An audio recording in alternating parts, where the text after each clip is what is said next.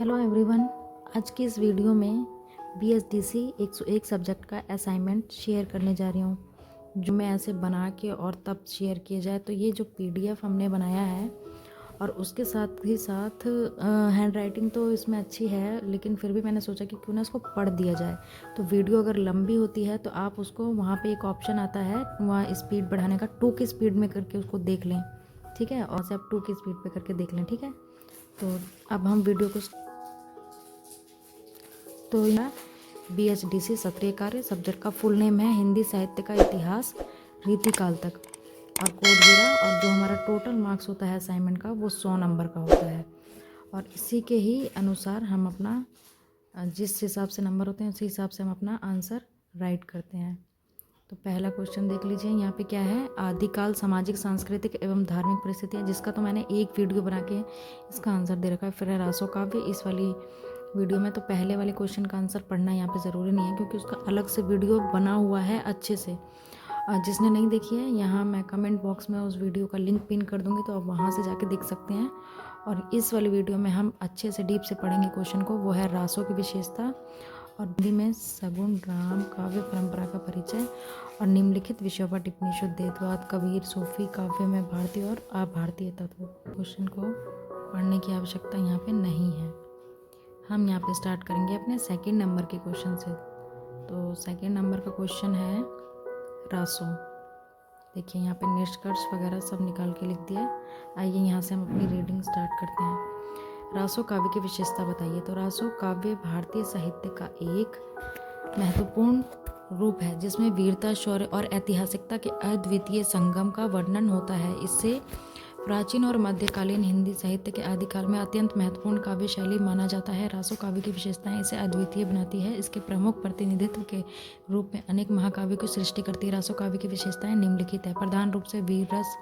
रासो काव्य मुख्य रूप से वीर रस प्रधान है। इसमें वीर भावनाएं, शौर्य, पराक्रम, वीरता ऐसे लिख देना है। फिर ऐतिहासिकता के बारे में बता देना है कि इसमें रासो काव्य में ऐतिहासिक घटनाओं और व्यक्ति का विस्तृत वर्णन होता है। इसमें प्राचीन काल के राजा, योद्धा और ऐतिहासिक समय की घटनाओं का बहुत विस्तृत चित्रण होता है। हालांकि कवियों की कल्पना और रचनात्मकता स्वतंत्रता के कारण ऐतिहासिक घटनाओं में कवियों ने कुछ परिवर्तन भी किया है। अतिशयोक्ति। अतिशयोक्ति का मतलब होता है बढ़ा चढ़ा कर कहना।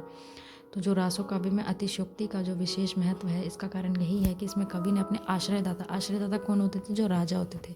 तो राजा के जो शौर्य, पराक्रम और वीरता का वर्णन बहुत ही उदार और प्रभावशाली भाषा में करते हैं। यह भाषा रासो के विषय में एक विशेष आनंदमयी और प्रभावशाली वातावरण बनाती है। फिर है संवादात्मक शैली।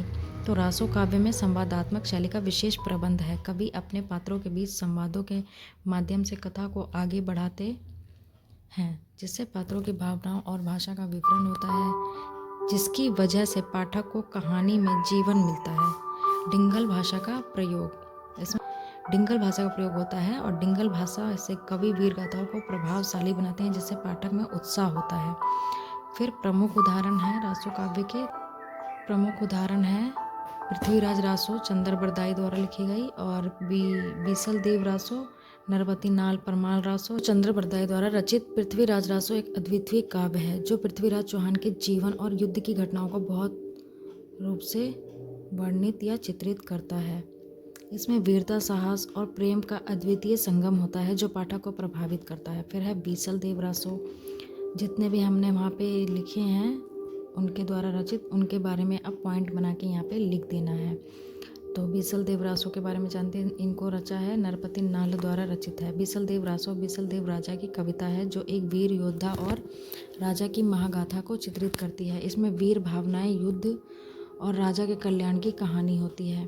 परमाल रासो जगनीक द्वारा रचित। परमाल रासो एक और प्रमुख रासो काव्य है, जो परमाल राजा के जीवन और उसकी यात्रा को बड़े रूप से चित्रित करता है। इसमें भक्ति और धार्मिक भावनाएं भी समाहित हैं। हमीर रासो शारदर द्वारा रचित। हमीर रासो के राजा वीरता को चित्रित करते हैं। इसमें युद्ध, साहस और राजा के नैतिक मूल्यों का उत्कृष्ट वर्णन है।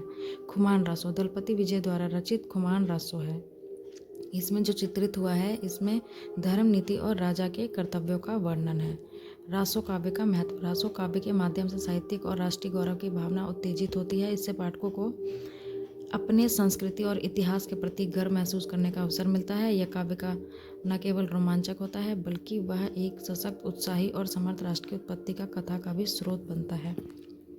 फिर है इसके माध्यम से साहित्यिक और सांस्कृतिक विकास में महत्वपूर्ण योगदान को पहचाना जा सकता है। निष्कर्ष, यहाँ से निष्कर्ष आ गया तो उसके बारे में थोड़ा सा लिख देना है। रासो काव्य भारतीय साहित्य का अमूल्य रत्न है जो वीरता और शौर्य के महाकाव्य को उभरा है। इसके माध्यम से हमें अपने समृद्ध सांस्कृतिक और ऐतिहासिक विरासत का अद्वितीय अनुभव होता है जो हमें हमारे राष्ट्रीय और सांस्कृतिक विकास की दिशा में मार्गदर्शन करता है। रासो काव्य का अध्ययन करके हम अपने समृद्धि और साहित्यिक धरोहर को समझ सकते हैं और इसे आने वाली पीढ़ियों तक पहुंचा सकते हैं। हो जाता है। भक्ति काल के उदय के कारणों का विश्लेषण कीजिए।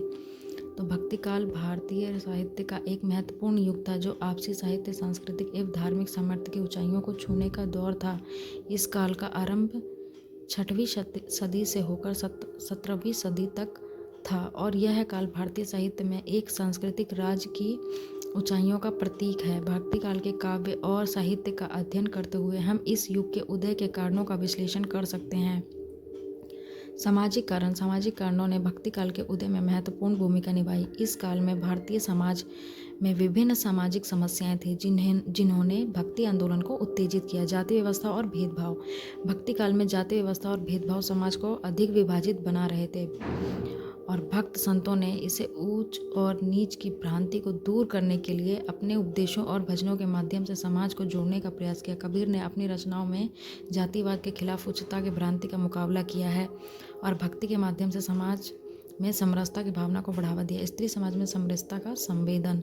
भक्त संतों ने सामाजिक समरसता की भावना को बढ़ावा तथा स्त्री समाज में समरसता का संवेदन बढ़ाने का प्रयास किया। मीराबाई जैसी महान संतनियों ने अपनी भक्ति के माध्यम से स्त्री को ईश्वर के साथ बराबर माना और समाज में स्त्री के अधिकारों को प्रोत्साहित किया। भक्त संत उपनिषदों में कहे गए वसुदेव कुटुंबकम के सिद्धांत को अपनाकर समाज में समरसता और प्रेम की भावना को प्रस्तुत करते थे। धार्मिक कारण। भक्ति काल के उदय के धार्मिक कारणों में विशेष रूप से हिंदू धर्म के अंदर हुए परिवर्तनों और विविधता का महत्वपूर्ण स्थान है। मत पंथों का उदय। भक्ति काल में हिंदू धर्म में अनेक मत पंथों का उदय हुआ था जैसे कि वैष्णव, शैव, शाक्त, नाथ और अक्षर मत पंथ। इन मत पंथों ने भक्ति के माध्यम से ईश्वर की प्रेम और सेवा की भावना को विकसित किया। मतभेद और संघर्ष का समाधान। भक्ति आंदोलन ने मतभेदों और धार्मिक संघर्षों का समाधान करने का प्रयास किया। भक्त संत ने सभी मतों को समाहित करने का कार्य किया और एकता के सिद्धांत को बढ़ावा दिया। एकेश्वरवाद को प्रोत्साहन। भक्ति संतों ने ईश्वर की भावना को महत्वपूर्ण बनाया। उन्होंने बताया कि धार्मिक अनुष्ठानों का मूल लक्ष्य एक ही है जो ईश्वर की प्रेम और सेवा में लीन होना है। धार्मिक समाज में उत्थान। भक्ति संतों के उपदेशों के प्रभाव से धार्मिक समाज में उत्थान हुआ। भक्ति आंदोलनों ने लोगों के धार्मिक सिद्धांतों के प्रति अधिक समर्पित बनाया। आर्थिक कारण। आर्थिक कठिनाइयों और भक्ति काल में भारत की आर्थिक स्थिति दुर्बल थी।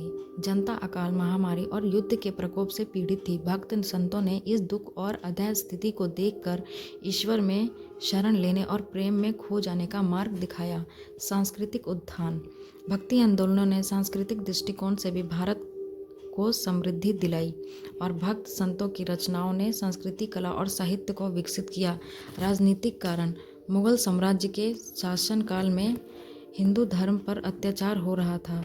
भक्ति संतों ने उन्हें ईश्वरीय शक्ति में शरण लेने के लिए प्रेरित किया। भक्ति साहित्य का उदय। भक्ति काल में साहित्य का उदय हुआ जो लोक भाषाओं में लिखा जाने लगा और जनता एक सीधे रूप में पहुंचने लगी। भक्ति साहित्य ने जीवन के विभिन्न पहलुओं को छूने वाले अनेक काव्य रचनाकारों का उत्थान किया जो विभिन्न भक्ति पंथों में समर्थ थे। महाकवि कबीर। कबीर जो अपने समय के सबसे प्रसिद्ध महाकवि में से एक थे, उन्होंने अपनी रचनाओं के माध्यम से समाज को एकात्मकता, सच्चे धर्म की भावना से भर दिया। उनके दोहे, साखी और भजन जनमानस में आज भी महत्वपूर्ण स्थान रखते हैं और उन्होंने विभिन्न धार्मिक परंपराओं के खिलाफ खुलकर बोलने का साहस दिखाया। सूरदास। इनकी पद्य रचनाएं जिनमें सूर सागर और सूर सरावली शामिल है लगभग सभी भक्ति पंथों में पूजनीय है। सामाजिक विषय पर इनकी रचनाएं अत्यंत गहराई तक पहुंचती है। तुलसीदास जो रामचरितमानस के महाकवि हैं इनके रूप में मशहूर हैं। इन्होंने भक्ति साहित्य के माध्यम से भगवान राम के चरित्र को लोकप्रिय किया। उनकी रचनाएं सांस्कृतिक और संस्कृत एवं अवधी भाषा में लिखी गई हैं और उनका योगदान भारतीय साहित्य के इतिहास में अद्वितीय है। निष्कर्ष, इस प्रकार भक्ति काल के उदय में सामाजिक, धार्मिक, आर्थिक और राजनीतिक कारणों ने मिलकर एक साथ कार्य किया और भक्ति संतों ने अपने उपदेशों और रचनाओं के माध्यम से एक नए धारावाहिक तथा समृद्ध समाज की दिशा में प्रेरित किया। इसके परिणाम स्वरूप भारतीय साहित्य और समाज में एक नया युग आरंभ हुआ जिससे हम भक्ति काल कहते हैं। अगला क्वेश्चन है हिंदी में सगुण राम काव्य परंपरा का परिचय दीजिए। सगुण राम का आकार मानना, तो सगुण यानी आकार। राम काव्य परंपरा हिंदी साहित्य की एक महत्वपूर्ण श्रृंगारी है जिसमें भगवान राम को सगुण ईश्वर के रूप में पूजा जाता है। इस परंपरा ने हिंदी साहित्य को सांस्कृतिक और धार्मिक दृष्टिकोण से अपूर्णता प्रदान की है और उसे सामाजिक, नैतिक और आध्यात्मिक शिक्षा प्रदान की है। इस परंपरा का आरंभ 15वीं शताब्दी में हुआ था और इसके बाद कई कवियों ने इसे आगे बढ़ाया है। इस परंपरा का आरंभ हिंदी साहित्य के प्रारंभिक काव्य ग्रंथों में हुआ था और यह फिर भक्ति साहित्य, रामायण, कविताएं और उपन्यासों के माध्यम से समृद्धि को प्राप्त करता रहा है। प्राचीन काव्य ग्रंथ। सगुण राम काव्य परंपरा की शुरुआत प्राचीन काव्य ग्रंथ से हुई। श्री रामचरितमानस के रचयिता गोस्वामी तुलसीदास का योगदान सगुण राम काव्य परंपरा के महत्वपूर्ण बनाता है। तुलसीदास के रामचरितमानस ने सगुण राम काव्य परंपरा को नए आयाम दिए। इस ग्रंथ ने भगवान राम के अद्वितीय गुणों का वर्णन है जो भक्ति और नैतिकता के साथ भरा हुआ है। भक्ति काव्य। सगुण राम काव्य परंपरा में भक्ति का अभूतपूर्व प्रमाण है। राम की प्रेम कथाएं, उनकी लीलाएं और उनका भक्ति विषयक काव्य साहित्य में एक नया दिशा दिखाता है जो भक्तों को भगवान में उनके प्रेम के प्रति प्रेरित करता है। अनुयायी कवियों का योगदान।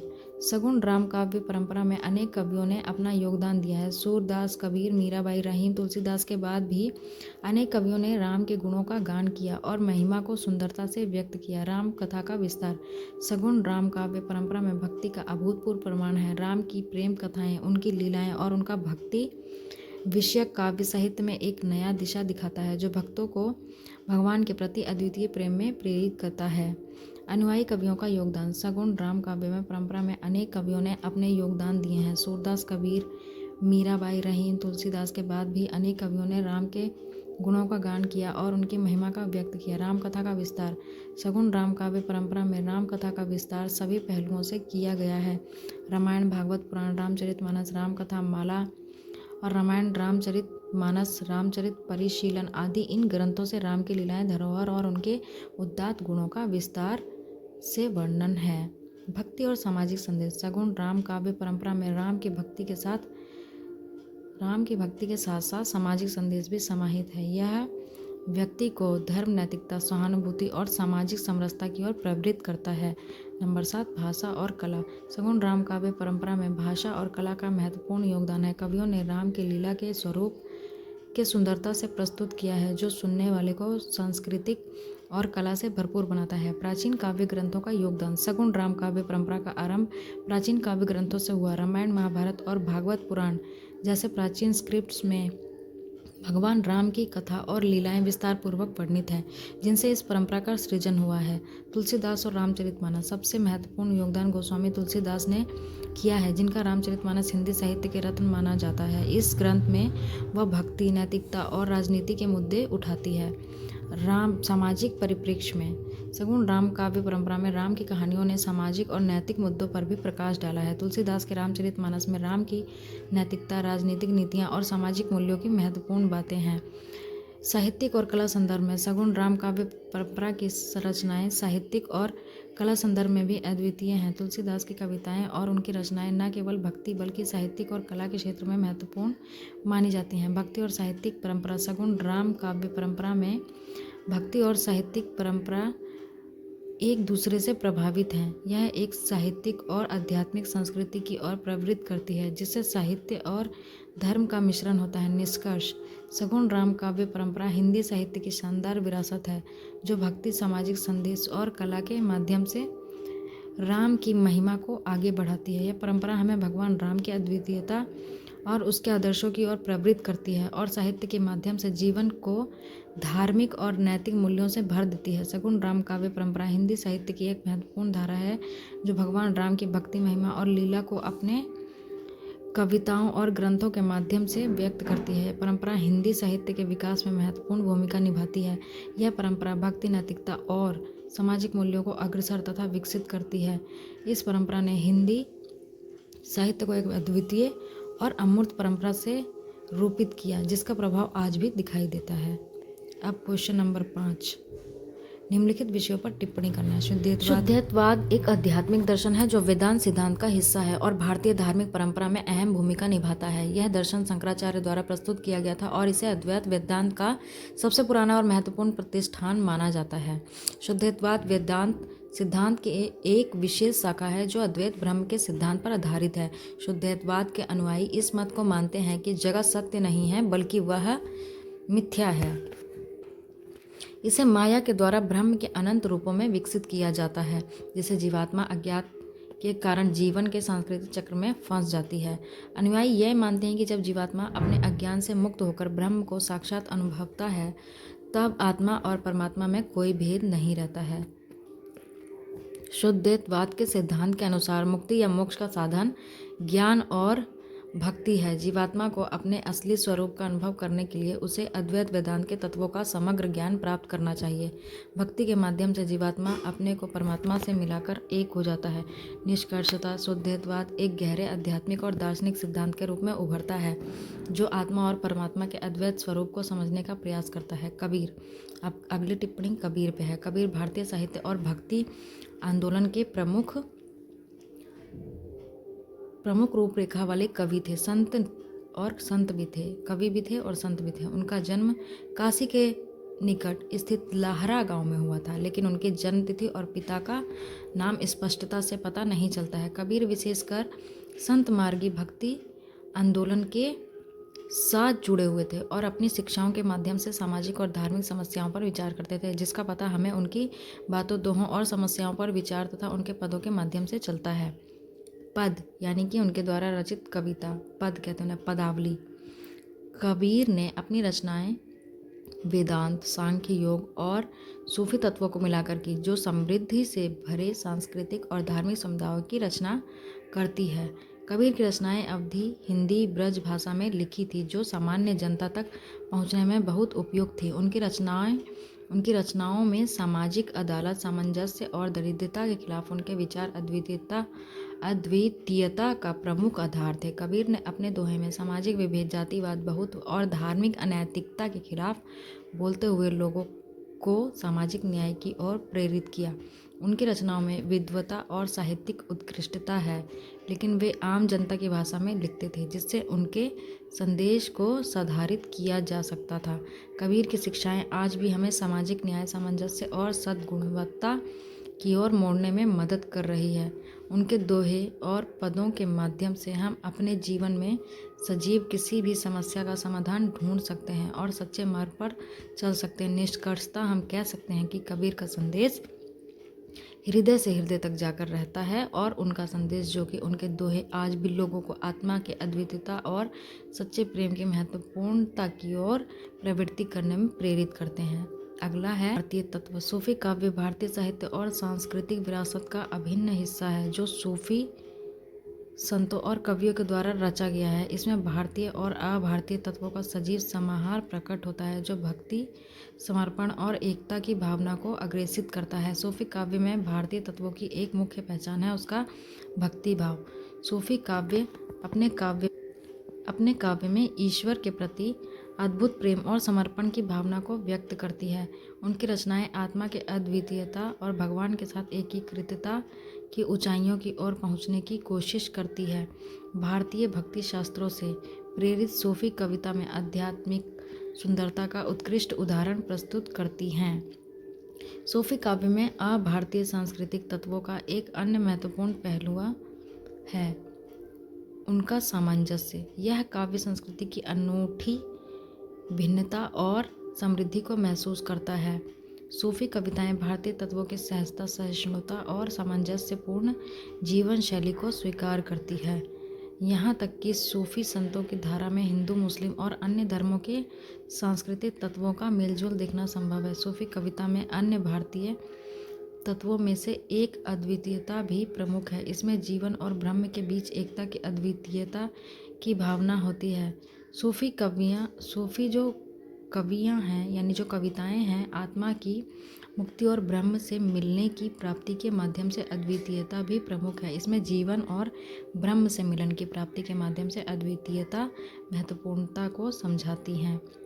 निष्कर्षतः हम कह सकते हैं कि सूफी काव्य में भारतीय और अभारतीय तत्वों का समृद्धि से मेलजोल होना इसे समृद्धि से भरपूर साहित्य बनाता है। इसमें समर्थन, सामंजस्यपूर्ण और सांस्कृतिक समृद्धि की भावना स्पष्ट रूप से दिखाई देती है, जो सांस्कृतिक विविधता की सुंदरता को महसूस कराती है।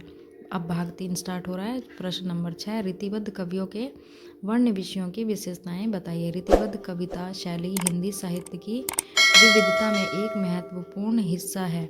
यह काव्य शैली उन कवियों को संदर्भित करती है जो भाषा, अलंकार और रस के प्रयोग के माध्यम से एक निश्चित रीति या शैली में कविता रचते हैं। रीतिबद्ध कविता हिंदी साहित्य की विशेष शैलियों में से एक है, जो अपनी विशेष धाराओं और विषयों के कारण महत्वपूर्ण है। इसमें कवियों ने अपने रचनात्मक प्रयासों में विशिष्ट विषयों को उठाया है। यहाँ रीतिबद्ध कविता के विषयों की विशेषताएं हैं।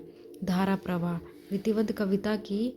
रीतिबद्ध कविता में धारा प्रवाह होता है, जिसमें कवि अपनी भावनाओं और विचारों को एक नियमित रूप से प्रस्तुत करता है। यह कविता को एक निश्चित रीति या शैली में बनाए रखता है और पाठकों को एक सुर से दूसरे सुर तक ले जाने में मदद करता है। रस और अलंकार का प्रयोग। रीतिबद्ध कविता में रस और अलंकार का प्रयोग सुस्ती, सौंदर्य और विशेषता को बढ़ावा देता है। कवि अपनी कल्पना को भाषा के साथ जोड़कर भावनाओं को प्रभावी ढंग से प्रस्तुत करता है, जिससे पाठकों में रस की उत्कृष्टता और भाषा की सुंदरता महसूस होती है। परंपरागत सृजन।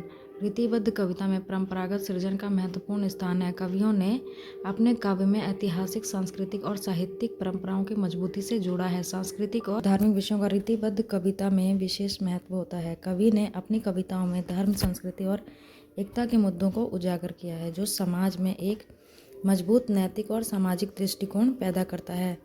प्रेम, वात्सल्य और श्रृंगार रस। रीतिबद्ध कविता में प्रेम, वात्सल्य और श्रृंगार रस का उच्च प्रयोग होता है। कवि अपने काव्य में भावनाओं को उच्च स्तर पर व्यक्त करने के लिए इन रसों का सही संयोजन करता है, जिससे विशेष अनुभव के लिए जाना जाता है। सुगम भाषा और रचनात्मकता। रीतिबद्ध कविता में सुगम भाषा का प्रयोग होता है, जो पाठकों को साहित्यिक और भाषाई संवेदनशीलता का अभ्यास करने में मदद करता है। कविता में रचनात्मकता का सार्थक उपयोग होता है, जिससे पठनीयता का सौंदर्य, नैतिकता और भारतीय समाज के मुद्दों पर ध्यान केंद्रित होता है। कवि अपनी रचनाओं में समाज को एक नैतिक मार्गदर्शन प्रदान करते हैं, जिससे समाज के उत्थान के लिए प्रेरित होता है। धरोहर और परंपरा। अब रीतिबद्ध कविता में धरोहर और परंपरा को उजागर करना महत्वपूर्ण है। कवियों ने अपनी कविताओं में विभिन्न समाज के संस्कृति और धार्मिक परंपराओं को सुधारा है और इन्हें एक सांस्कृतिक समृद्धि का हिस्सा बनाया है। भारतीय समाज में राष्ट्रीय चेतना। रीतिबद्ध कविता में भारतीय समाज और राष्ट्रीय चेतना को बढ़ावा देने का प्रयास किया गया है। कवियों ने राष्ट्र भावना, स्वतंत्रता और समृद्धि के मुद्दों पर अपनी कविताएं रची है, जो समाज को प्रेरित करने में सहायक होती है। प्रकृति और सुंदरता। रीतिबद्ध कविता में प्रकृति और सुंदरता को अधिक विशेषता के साथ साथ प्रस्तुत किया गया है। कवियों ने अपनी कविताओं में प्राकृतिक सौंदर्य, वन्यता, प्राकृतिक रूपों की बहुत सी भावनाएं समाहित की है। सामाजिक विषय। रीतिबद्ध कविता में सामाजिक मुद्दों पर गहरा प्रभाव है। कवि ने विभिन्न सामाजिक समस्याओं जैसे जातिवाद, अंधविश्वास और न्याय इत्यादि पर रचनाएं लिखी हैं। नारी शक्ति। रीतिबद्ध कविता में नारी शक्ति को महत्वपूर्ण रूप से उजागर किया गया है। कवियों ने नारी के रूप, स्थान और उसकी शक्तियों को महत्वपूर्ण बनाया है, जो समाज में एक सकारात्मक परिवर्तन लाने के लिए प्रेरित करता है। आत्मनिर्भरता और स्वाधीनता।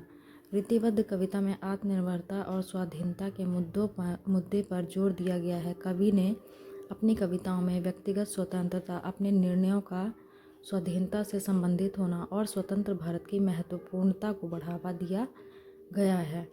आध्यात्मिक और धार्मिक तत्व। रीतिबद्ध कविता में आध्यात्मिक और धार्मिक तत्वों को बड़े सौंदर्य से प्रस्तुत किया गया है। कवियों ने अपनी कविताओं में भगवान, आत्मा और जीवन के उद्देश्यों पर विचार किया।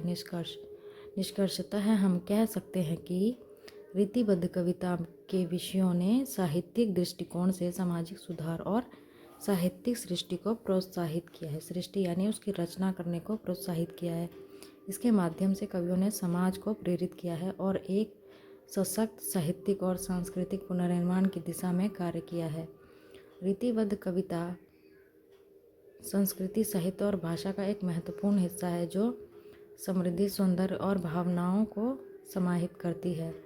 इस कविता शैली का अनुसरण करने वाले कवि अपने कल्पना और भाषा के माध्यम से नए दृष्टिकोण और विचार प्रस्तुत करते हैं जो समृद्धि, सौंदर्य और राष्ट्रीय एकता को बढ़ावा देते हैं।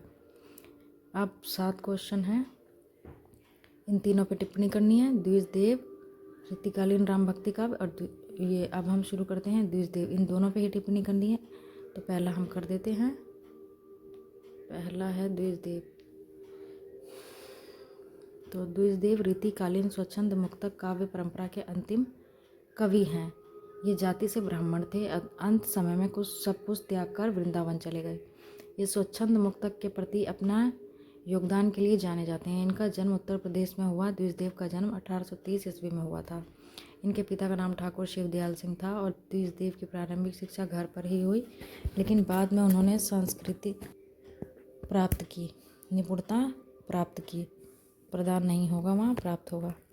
बचपन से ही द्विजदेव की कविताओं में रुचि थी और उन्होंने अपनी कविताओं में रीतिकालीन काव्यशास्त्र के सभी विधानों का पालन किया। उनकी कविताओं में मधुरता, सरसता और भावपूर्णता की विशेषता है। उनकी प्रमुख रचनाओं में श्रृंगार बत्तीसी, श्रृंगार लतिका और श्रृंगार चालीसी शामिल है। द्विजदेव की कविताओं में मधुरता, सरसता, ऋतुओं का विवेचन, प्रकृति का चित्रण, प्रेम, विरह, मिलन, हास्य, व्यंग आदि विषयों का सुंदर चित्रण है। द्विजदेव की कविताओं में ऋतुओं, मिलन का वर्णन तथा इससे उनके प्रकृति प्रेम का पता चलता है।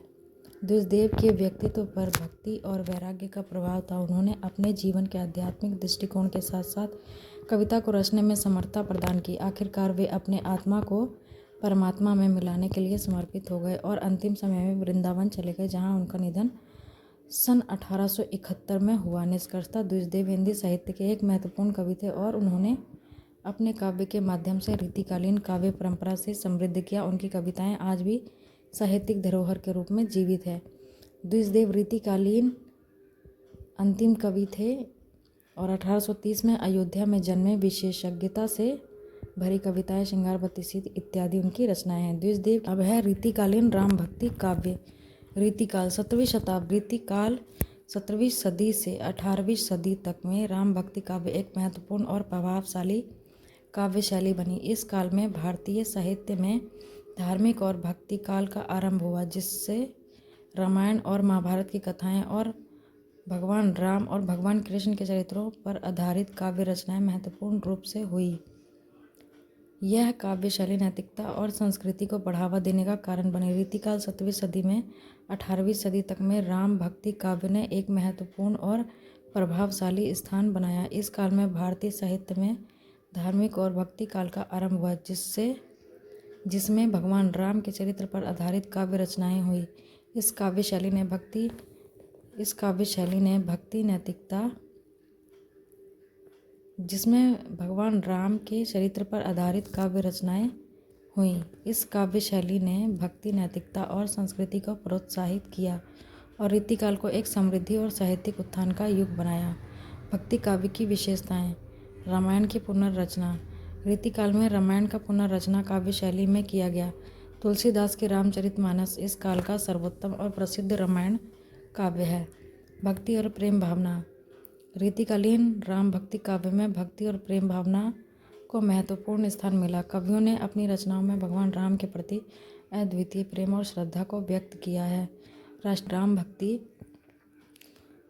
रीतिकाल में राम भक्ति काव्य ने राष्ट्रीय एकता की भावना को प्रोत्साहित किया।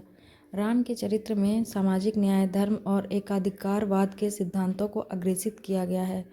उपमहाद्वीपीय साहित्य। राम भक्ति काव्य ने उपमहाद्वीपीय साहित्य में नया दृष्टिकोण प्रदान किया और भारतीय साहित्य को विश्व स्तर पर प्रस्तुत किया।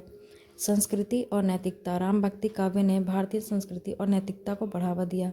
रामायण में विचारशीलता, श्रद्धा और आदर्श जीवन की बातें बताई गई। साहित्यिक सृजन। राम भक्ति काव्य ने साहित्यिक सृजन में विशेषता को बढ़ावा दिया और कवियों ने अपनी कविताओं में रस, अलंकार और श्रृंगार की कला को प्रदर्शित किया। भक्ति रस। राम भक्ति काव्य में भक्ति रस का प्रचुर प्रयोग हुआ, जिससे पाठक भक्ति भावना के साथ रामलीला को अनुभव कर सके। महत्वपूर्ण रीतिकालीन राम भक्ति काव्य। तुलसीदास कृत रामचरितमानस। रीतिकाल के एक प्रमुख कवि तुलसीदास ने अपने महाकाव्य रामचरितमानस में भगवान राम की कथा को अद्वितीयता के साथ प्रस्तुत किया। इसमें भक्ति, नैतिकता और धार्मिकता के महत्वपूर्ण सिद्धांतों को उजागर किया गया है।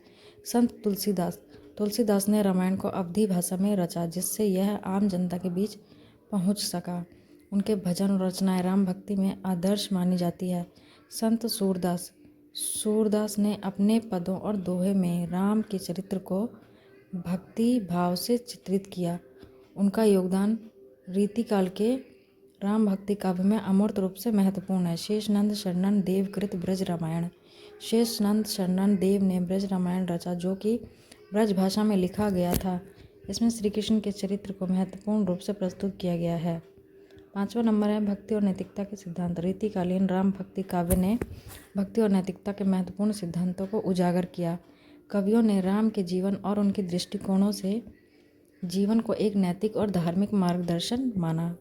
सामाजिक प्रभाव। रीतिकालीन राम भक्ति काव्य में समाज को प्रभावित करने वाले कारकों की वजह से समाज प्रभावित हुआ और समाज में एकता, नैतिकता और भक्ति के मूल्यों को विकसित किया। निष्कर्षतः हम कह सकते हैं कि रीतिकालीन राम भक्ति काव्य ने धार्मिकता, साहित्यिकता और सामाजिक सुधार के क्षेत्रों में महत्वपूर्ण योगदान किया और भारतीय साहित्य के इस युग को एक सांस्कृतिक और धार्मिक नई दिशा में एकत्र किया। रीतिकालीन राम भक्ति काव्य के कुछ प्रसंग जीवंत और भक्तिपूर्ण थे और राम के जन्म का वर्णन एक आध्यात्मिक घटना के रूप में किया गया, जो कि आत्मा के मोक्ष की प्राप्ति की ओर मोहित करता है। वनवास के प्रसंग में राम को धर्म और कर्तव्य के प्रति समर्पित दर्शाया गया, जो भक्ति भाव को बढ़ावा देता है। लंका विजय के प्रसंग में राम को महान योद्धा और धर्म के प्रति समर्पित दिखाया गया,